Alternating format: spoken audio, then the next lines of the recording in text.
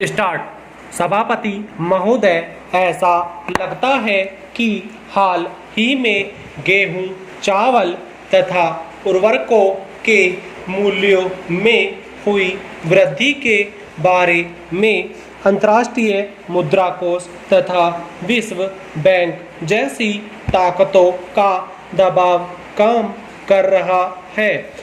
विश्व बैंक तथा मुद्रा कोष बराबर इस बात पर जोर देते रहे हैं कि खाद्यान्न तथा उर्वरकों पर सहायता राशि धीरे धीरे बंद कर देनी चाहिए।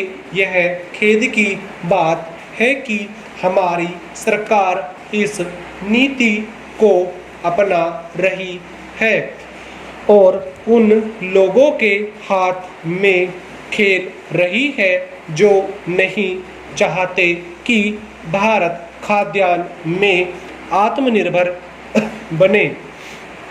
दूसरी बात यह है कि अब पेट्रोल, मिट्टी का तेल तथा रसोई गैस की कीमतों में वृद्धि की गई है जो न्यायोचित नहीं, क्योंकि इससे आम आदमी की कठिनाइयाँ बढ़ जाएंगी। दुनिया भर में कच्चे तेल के मूल्यों में कमी हो रही है।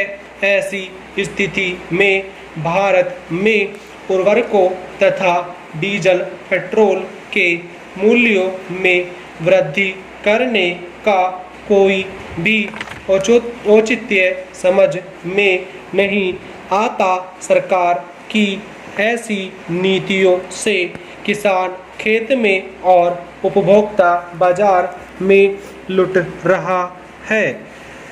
उपभोक्ता समझता है कि किसान को आज का मूल्य ज़्यादा मिलने से खाद्यान्न की कीमतें बढ़ रही हैं, लेकिन दरअसल किसान को भी खाद्यान्न की ज़्यादा कीमत नहीं मिल रही है। मसलन गेहूं का बिक्री मूल्य 18 रुपये प्रति क्विंटल बढ़ गया है, जबकि किसान को केवल 5 रुपये प्रति क्विंटल दिए जाएंगे। शेष 13 रुपये प्रति क्विंटल कहाँ जाएगा, समझ में नहीं आता। मेरा सुझाव है कि किसानों को उत्पादन का क्षेत्रवार मूल्य मिले, क्योंकि हर क्षेत्र में जमीन और पानी के अंतर के कारण उपज पर लागत अलग अलग आती है। फिर किसानों को अखिल भारतीय स्तर पर उत्पादन का एक जैसा मूल्य क्यों दिया जाता है। मेरा सरकार से अनुरोध है कि वह इस पर पुनर्विचार करे और जल्दी से जल्दी किसानों के लिए ऐसे कार्यक्रम बनाए जिनसे किसानों को अधिक से अधिक लाभ पहुँचे। सभापति जी, मेरा निवेदन है कि पर्यावरण सुरक्षा के मामले में राज्य सरकारें अपनी जिम्मेदारी सही ढंग से नहीं निभा पा रही हैं। कुछ राज्य सरकारें इस संबंध में दी गई रियासतों तथा अनुदानों का दुरुपयोग भी कर रही है। मेरे विचार में कोई भी विकास योजना बनाते समय पर्यावरण का ध्यान अवश्य रखना चाहिए। इससे तालमेल बिठाकर ही घोषणा बनानी चाहिए। जब श्रीमती इंदिरा गांधी प्रधानमंत्री थी, तब पर्यावरण सुरक्षा पर जोर देने वालों को व्यापक आलोचना का सामना करना पड़ता था। वहाँ तक कि उन्हें पाश्चात्य सभ्यता से प्रभावित समझा जाता था, लेकिन अब स्थिति बदल चुकी है। लोगों में पर्यावरण के प्रति काफ़ी जागरूकता पैदा हुई है, लेकिन फिर भी हम इस प्रश्न पर आम जनता को शिक्षित करने की दिशा में पर्याप्त कार्य नहीं कर सके। अतः मेरा अनुरोध है कि सरकार विभिन्न स्थानों पर पर्यावरण पर सेमिनार आयोजित करे।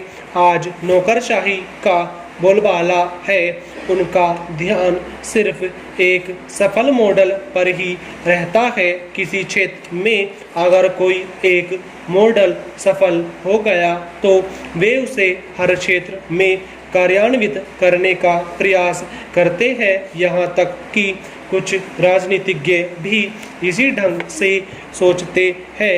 लेकिन मेरा कहना यह है कि विभिन्न क्षेत्रों के लिए भिन्न भिन्न विकास कार्यक्रम वहाँ के पर्यावरण को ध्यान में रखकर बनाए जाने चाहिए। आज स्थिति यह है कि भारत की केवल 11% भूमि पर जंगल है। सरकारी आंकड़ों में इसे 22% दर्शाया गया है, लेकिन इसमें से आधा जंगल बिल्कुल काट दिया गया है। यदि जंगलों की भूमि विकास योजनाओं के लिए दी गई तो 15% में जंगल रखने का सरकार का लक्ष्य पूरा नहीं हो पाएगा।